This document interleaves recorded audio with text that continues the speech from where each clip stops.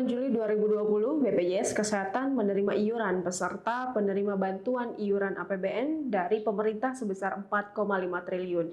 BPJS Kesehatan memastikan akan menyelesaikan pembayaran klaim seluruh rumah sakit.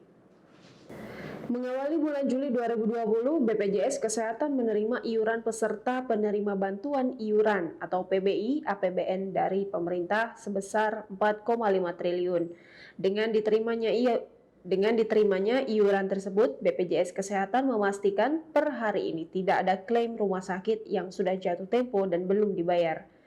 Menurut Kepala Humas BPJS Kesehatan, M. Iqbal Anas Ma'ruf, mengatakan penerimaan iuran PBI APBN di muka ini menunjukkan dukungan dan komitmen pemerintah untuk membantu likuiditas dana jaminan sosial, kesehatan, sekaligus menjaga likuiditas rumah sakit di tengah pandemi COVID-19.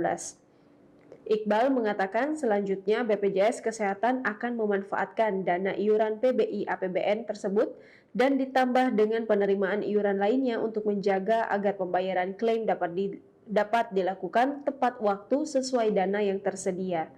Di sisi lain, Iqbal menyebutkan bahwa melalui penyesuaian iuran, pemerintah berkomitmen memastikan kesinambungan program JKN-KIS dan memperbaiki layanannya.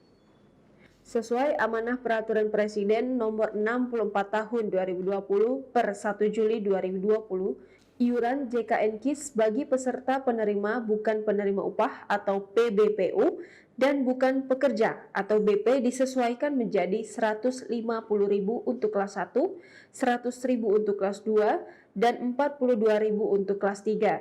Namun, khusus kelas 3 di tahun 2020 ini, peserta hanya membayar sebesar Rp25.500, sisanya sebesar Rp16.500 dibiayai oleh pemerintah.